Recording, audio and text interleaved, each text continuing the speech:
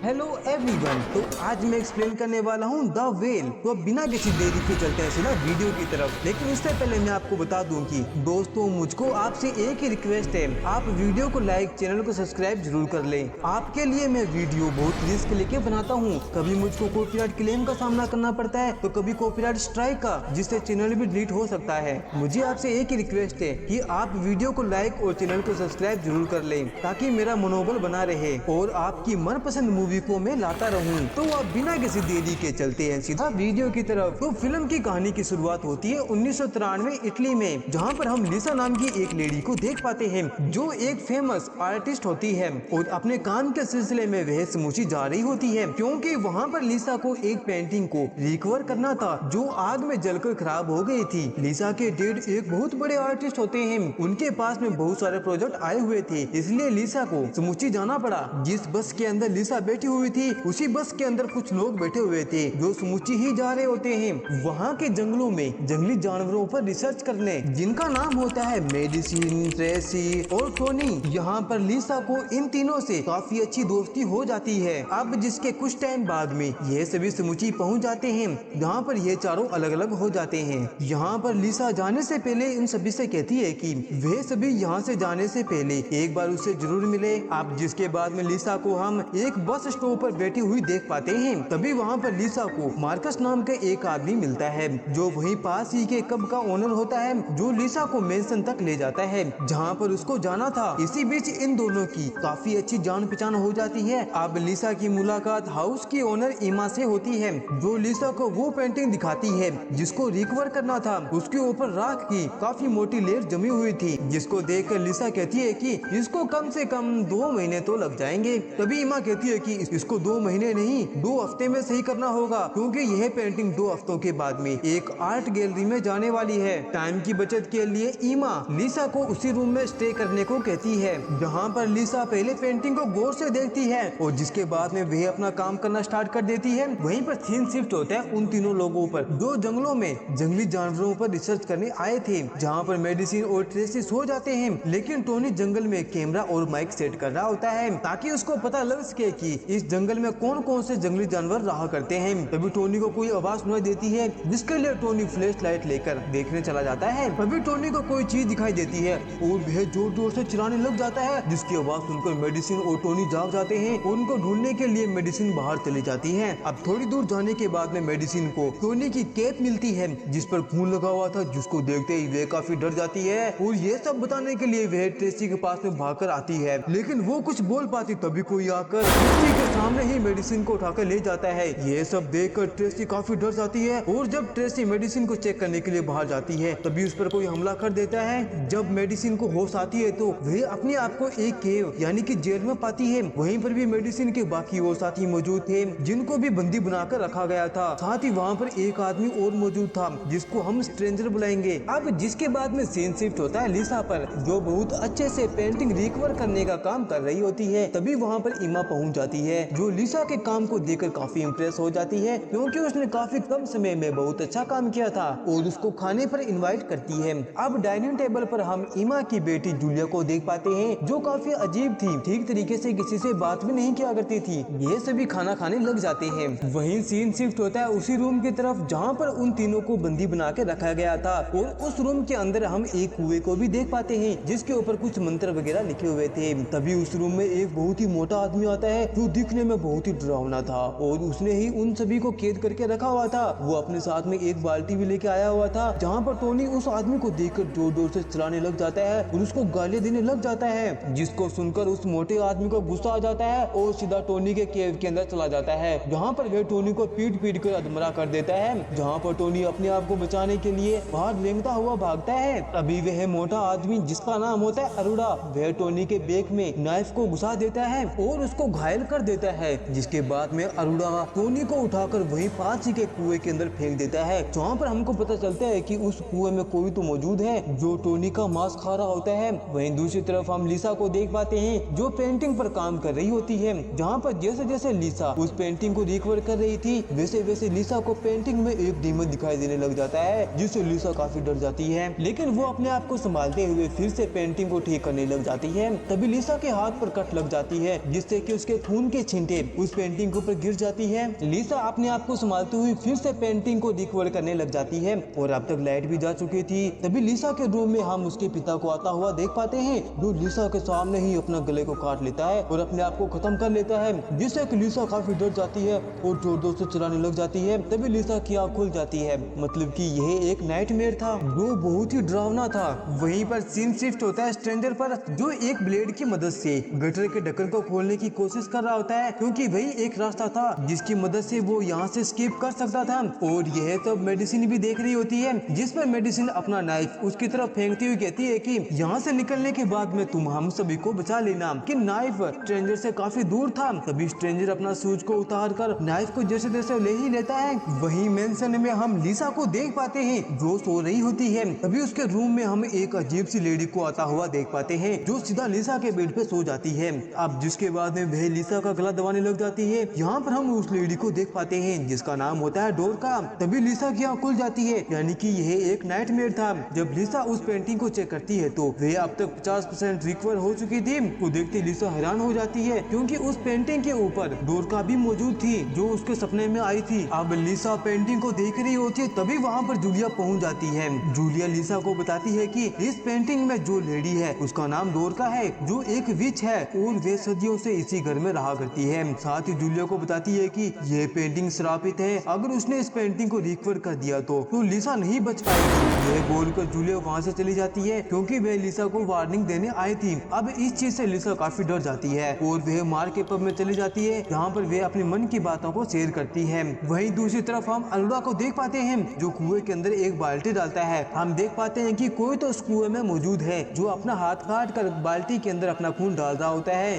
और यह कोई और नहीं बल्कि वही पेंटिंग वाला डीमन होता है जो काफी अजीब था। और आखिरकार यह डीमन अपना खून क्यों दे रहा है इसके बारे में हमको आगे पता चलेगा। जिसके बाद में अरोड़ा अपनी बाल्टी को निकाल लेता है। अब जिसके बाद में वे स्ट्रेंजर की तरफ जाने लग जाता है, क्योंकि अरोड़ा डीमन का खून लेने के लिए डीमन को इंसान दिया करता था। यह देखकर मेडिसिन अरोड़ा को गाली देने लग जाती है, जिससे कि अरोड़ा का ध्यान भटक जाता है और वे अब स्ट्रेंजर को छोड़कर मेडिसिन की तरफ जाने लग जाता है।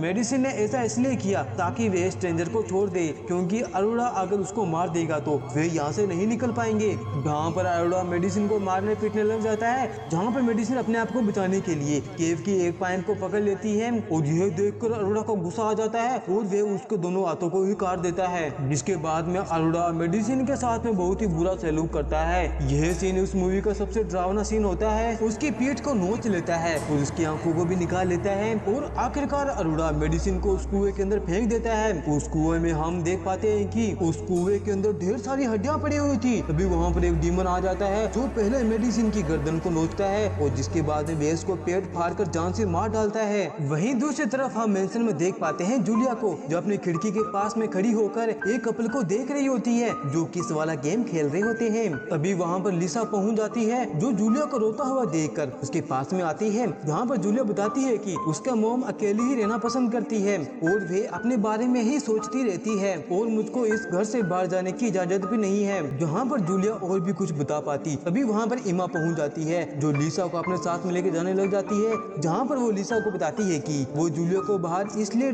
निकलने नहीं देती क्योंकि वो अपने उम्र से बड़े लड़कों के साथ में डेट करना चाहती है। इसी बीच लिसा इमा से उस पेंटिंग के श्रापित होने की बात पूछने लग जाती है, जिस पर इमा कहती है कि एक यह भी रीजन है कि उसको घर में रखने का, क्योंकि जूलिया बहुत ही अजीबोगरीब बातें क्या करती है, तुम भी ना उसकी बातों में आ गई। अब जिसके बाद में लिसा सोने चली जाती है, जहाँ पर अगेन उसको एक नाइटमेयर आता है जिसमें वे देखती है कि ट्रेसी टोनी को एक व्हील चेयर पे लेके आ रही होती है, क्योंकि टोनी के पैर पर मास्क था ही नहीं और वही हालत उसके हाथ का भी होता है। और वहाँ पर ट्रेसी लिसा से मदद मांग रही होती है, तभी उसकी आँख खुल जाती है। जिसके बाद में वह मार्क के पब में जाती है उससे मिलने के लिए और उसको अपने नाइटमेयर के बारे में बताती है और उन तीनों टूरिस्ट के बारे में पूछती है क्या वे यहाँ पे आए थे। जहाँ पर मार्क मना कर देता है कि अगर वे यहाँ पे आए होते तो मुझको जरूर पता चलता। अब जिसके बाद में लिसा मेंशन में वापस आ जाती है, जहाँ पर उसको वॉशरूम में कुछ अजीबोगरीब आवाज सुनाई दे रही होती है। जिसके बाद में लिसा पर्दे को जैसे ही हटाती है, वहाँ पर उसको मेडिसिन मिलती है उसी कंडीशन में जैसे कि वह खत्म हुई थी, जिसको देखते ही लिसा काफी डर जाती है और जोर जोर से चिल्लाने लग जाती है। उसकी आवाज को सुनकर इमा वहाँ पर आ जाती है। अब इमा जब चेक करती है तो वहाँ पर ऐसा कोई भी नहीं था, सिर्फ वहाँ पर बाथ टब का नल ऑन था। इन सभी चीजों से लिसा काफी ज्यादा डर गई थी और वह इमा से कहती है कि अब वह यहाँ पर और नहीं रुक सकती। वह बाद में आके उस पेंटिंग को सही कर देगी क्योंकि उसको यहाँ पर कुछ अजीबोगरीब चीजें दिखाई दिया करते हैं, जिस पर इमा चिढ़ जाती है और धमकी देने लग जाती है कि अगर तुम टाइम से पहले पेंटिंग को रिकवर नहीं कर पाए तो तुमको पेनल्टी देनी होगी। अब ना चाहते हुए भी लिसा को उस पेंटिंग को ठीक करना पड़ता है। वहीं पर सीन शिफ्ट होता है स्ट्रेंजर पर, जो मेडिसिन की दी हुई नाइफ से जो गटर के ढक्कन को खोलने में कामयाब हो जाता है, जहाँ पर वो आखिरी बार ट्रेसी को बोलता है कि वह बाहर जाएगा और मदद लेके आएगा, जब तक मेरा इंतजार करना है मेरी जान। तभी हम देख पाते हैं कि उस गटर में से कोई डीमन स्ट्रेंजर को अंदर खींच लेता है और धीरे धीरे स्ट्रेंजर को खाने लग जाता है। और यह सब ट्रेसी भी देख रही होती है, जिससे कि वे पहले से और ज्यादा डर जाती है। वहीं मेंशन में हम लिसा को देख पाते हैं जो पेंटिंग को रिस्टोर कर रही होती है, जिसमें लिसा को एक और पेंटिंग शो होने लग जाती है,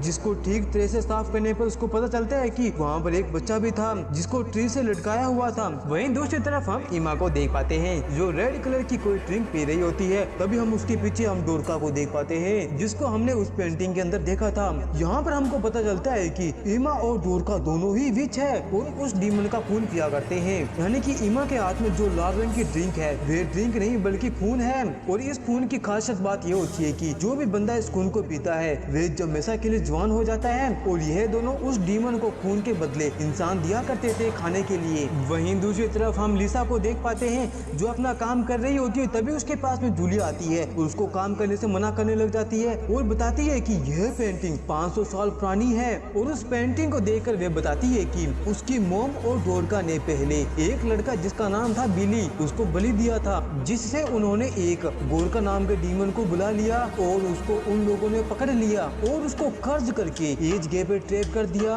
और गोरका इस पेंटिंग से कनेक्ट हो गया। हर 500 साल के बाद में लाल चंद्रमा की रात आती है। अगर तुमने यह पेंटिंग रिकवर कर दी तो जब वह रात आएगी और मून की लाइट इस पेंटिंग में पड़ेगी तो वह डीमन फिर से कर्ज हो जाएगा, जिसके 500 साल बाद भी उसकी माँ और डोरका मासूम लोगों की जान से मारते रहेंगे और उनका खून पीते रहेंगे और डीमन का खून पीते रहेंगे, जिससे कि वे हमेशा हमेशा के लिए जवान होते रहेंगे। इस बात से हम ये पता लगा सकते हैं कि जूलिया कोई बच्ची नहीं है, वे भी 500 साल की है। मतलब कि हो सकता है कि जूलिया 500 साल पहले 15 साल की उम्र में थी और उसको डीमन का खून पिला दिया गया और तब से वे 15 साल की एज में ही अटक चुकी है। तभी तो उसके मन में ख्याल आते हैं कि वे भी बाहर जाए और बड़े आदमियों के साथ में डेट करे। लेकिन यहाँ पर जूलिया के द्वारा बताई गई बातों को लिसा बिल्कुल भी यकीन नहीं करती, क्योंकि उसके मन में जूलिया की माँ इमा की बातें घूम रही थी। अब यहाँ पर जूलिया लिसा को अपनी बात पर यकीन दिलवाने के लिए वह लिसा को ट्रेसी, टोनी और मेडिसिन के बारे में बताती है और कहती है कि मैं जानती हूँ वे कहाँ पर है, जिसको सुनकर लिसा हैरान हो जाती है क्योंकि उसने जूलिया को इन तीनों के बारे में कभी भी नहीं बताया था। जिसके बाद में जूलिया लिसा को उन तीनों के पास में ले जाने लग जाती है ताकि वे उसकी बातों पर यकीन कर सके। जहाँ पर जूलिया लिसा को सीक्रेट रास्ते से लेकर जाने लग जाती है जो मेंशन के नीचे से होकर जा रही होती है। वहाँ पर उनको अल्डो भी मिलता है जो उसी केव की तरफ जा रहा होता है। अब इससे पहले कि ये दोनों यहाँ से निकल पाते तभी जूलिया के रूम में उसकी मोम इमा आ जाती है, जहाँ पर जूलिया लिसा को आगे जाने को बोलती है और जूलिया अपनी मोम के पास में चली जाती है। जिसके बाद में लिसा अपने हाथ में एक हथियार लेती है ताकि अपनी रक्षा कर सके। अब लिसा अरोड़ा के पीछा करने लग जाती है। तभी लिसा से एक गलती हो जाती है, वे किसी चीज से टकरा जाती है और वह चीज नीचे गिरने की वजह से उसे आवाज हो जाती है। तभी अरोड़ा को डाउट होने लग जाता है और वह वहाँ पर छानबीन करने लग जाता है, जहाँ पर चेक करने पर उसको कोई भी नहीं मिलता क्योंकि लिसा छिप चुकी थी और वह जहाँ पर छिपी हुई थी वहाँ पर काफी सारे लाशें पड़ी हुई थी, डेड बॉडी पड़ी हुई थी जिनमें कीड़े पड़ चुके थे। अब अरोड़ा का वहाँ पर कोई ना मिलने की वजह से वे वहाँ से चला जाता है, जिससे कि हमको पता चलता है कि यह काम आज से नहीं बल्कि कई सदियों पहले से चला आ रहा है। वहीं अरोड़ा ट्रेसी के केव में जाता है जहाँ पर ट्रेसी लेटी हुई थी, जिसको देखते ही अरोड़ा का मूड बनने लग जाता है और तभी ट्रेसी मौका पाकर वहाँ से भागने लग जाती, लेकिन हड़बड़ी में भागने की वजह से वह एक चीज से टकरा जाती है और फर्श पे गिरने की वजह से वे वहीं पे बेहोश हो जाती है। अब जिसके बाद में ट्रेसी को होश आती है तो वह देखती है कि अरोड़ा एक नाइफ को गर्म करके उसके चेहरे पे चिपका देता है, जिससे कि ट्रेसी को बहुत ज्यादा दर्द होती है और वे जोर से चलाती है और अब तक उसकी आवाज लिसा भी सुन लेती है। जिसके बाद में अरोड़ा ट्रेसी को उठाकर कुएं में फेंकने वाला होता है। इतने में लिसा आकर पीछे से अरोड़ा पर हमला कर देती है, जिससे कि वे वहीं पे बेहोश हो जाता है और ट्रेसी ने गिरने से पहले कुएं की दीवार को पकड़ ली थी। जिसके बाद में लिसा ट्रेसी को जैसे तैसे करके ऊपर खींच लेती है और उसको बाहर निकाल लेती है और वहाँ से भागने लग जाते हैं। लेकिन भागते भागते ट्रेसी के पैर में कील घुस जाती है, जिसकी वजह से उसको बहुत ज्यादा दर्द दर्द होता है और वे चिल्लाने लग जाती है। अब काफी कोशिश के बाद में उस किल को बाहर निकाल लिया जाता है। वहीं दूसरी तरफ हम अरोड़ा को देख पाते हैं जिसको अब तक होश आ चुका था और वे अब स्ट्रेंजर को मारने के लिए उसके केव में जाता है, लेकिन वहाँ पर स्ट्रेंजर नहीं था। वे देखता है कि गटर का नाला खुला हुआ था और वे समझ जाता है कि अब गराका आजाद हो चुका है। तभी उसके पीछे गोरान आ जाता है। अरोड़ा उसको देखकर समझ जाता है कि वे अब उससे नहीं लड़ सकता, इसलिए वे अपने आप को उसके हवाले कर देता है। वो अरोड़ा को जिंदा ही खा जाता है क्योंकि ईमा ने उसको 500 साल से कैद करके रखा हुआ था उस कुएं के अंदर जहाँ पर कुछ मंत्र वगैरह लिखे हुए थे और उसको बाहर आने से रोक रहे थे, लेकिन स्ट्रेंजर ने गटर के ढक्कन को खोल दिया था जिससे कि अब वह डीमन आजाद हो गया है और अब उसके मन में बहुत ज्यादा गुस्सा भरा हुआ था। वहीं लिसा और ट्रेसी भाग रहे होते तभी उनके सामने मार्क आ जाता है जिसको देख के लिसा खुश हो जाती है और उसको लग रहा होता है कि मार्क उनकी हेल्प करने आया है, लेकिन वे भी ट्रिक बम साथ में लेके आया था जहाँ पर वे को सीधा ट्रेसी के मुंह में घुसा देता है और वे लिसा को अपने साथ में ले जाता है क्योंकि अब तक मून लाल होने वाला होता है। जहाँ पर ईमा लिसा को पेंटिंग को रिस्टोर करने को कहती है। अब डरते हुए लिसा उस पेंटिंग को रिस्टोर करने लग जाती है जहाँ पर वे जैसे जैसे पेंटिंग को रिस्टोर करती है पेंटिंग क्रिएट होती जाती है जिसके अंदर ईमा भी शामिल थी और मार्क भी शामिल था। तभी वहाँ पर जूलिया पहुँच जाती है जो पेंटिंग में पेट्रोल डालकर उसको जलाने की धमकी देने लग जाती है। ये सुनने के बाद में जूलिया को मोम को बहुत गुस्सा आती है और वे अपनी बेटी को मार देने को कहती है। अब इससे पहले कि मार्क लिसा को मार पाता वे जैसे तैसे करके अपनी जान बचा लेते हैं और अब रात के 12 बजने वाले होते हैं जहाँ में गुस्से में आकर ईमा मार्क से वो एंड एरो लेकर लिसा के पेट में शूट कर देती है, जिसके तुरंत बाद वहाँ पर सभी मौजूद थे वे सभी बूढ़े होने लग जाते हैं क्योंकि अब तक रात के 12 बज चुके थे, यानी कि अगला दिन शुरू हो चुका था और अब तक पेंटिंग भी पूरी तरह रिस्टोर नहीं हो पाई थी, जहाँ पर सभी धीरे धीरे बूढ़े होने लग जाते हैं और मरने लग जाते हैं। वहीं पर हम जूलिया को देख पाते हैं जो पहले टीन एज में आती है और फिर वह जवान होती है और वे धीरे धीरे बूढ़ी होती हुई वह भी मर जाती है। तभी वहाँ पर गराका आ जाता है जिसके मन में 500 साल से ज्यादा गुस्सा भरा हुआ था, तो देखते लिसा फौरन डर जाती है और डोर को लॉक कर देती है और सीधा पेंटिंग की तरफ भागती है क्योंकि पेंटिंग में ईमा के हाथ में एक मंत्र लिखा हुआ था जिसकी मदद से उसने डीमन को अपने कब्जे में किया था और वे पेंटिंग को साफ करने लग जाती है और वे पेंटिंग के अंदर ईमा के पास में जो पेज था उसको रीड करने लग जाती है और अब तक गराका डोर तोड़कर अंदर आ चुका था, लेकिन अब तक वे लिसा को जैसे ही मार पाता लिसा नोट को पूरा पढ़ चुकी थी, इसलिए अब वो गराका को कंट्रोल कर सकती थी और अब वे वापस से उसको कैद में जाने को बोलती है, मतलब कि अब वो फिर से कैद हो गया है और अब लिसा भी कर्ज हो चुकी थी। 500 साल तक वे इस कर्ज को चलाएगी जिस तरह एमी ने चलाया था, क्योंकि अब वो कर्ज कहीं न कहीं लिसा में आ चुका था उस पेंटिंग पर मून पढ़ने की वजह से और उसमें लिखा मंत्र पढ़ने की वजह से, या हो सकता है कि लिसा के खून के चिंटे पड़ने की वजह से। अब जिसके बाद में धीरे धीरे टाइम आगे बढ़ने लग जाता है और हमको 3 साल बाद का सीन दिखाया जाता है जहाँ पर हम लिसा को देख पाते हैं जो अब भी जवान होती है, मतलब कि लिसा ने अब उस डीमन का खून पी लिया था और अब वह बिजनेस करने लग गई थी। वो गराका के खून को बड़े बड़े अमीर लोगों को बेचना स्टार्ट कर दिया था और उनसे पैसा वसूलने लग गई थी। वहीं पर हम गराका को देख पाते हैं जिसको एक केव में कैद करके उससे जबरदस्ती खून को निकलवाया जा रहा था क्योंकि लिसा अपने उन 3 दोस्तों की मौत का बदला उस डीमन से ले रही थी। और इसी के साथ ये प्यारी सी मूवी समाप्त होती है। आपको मूवी कैसी लगी लाइक और कमेंट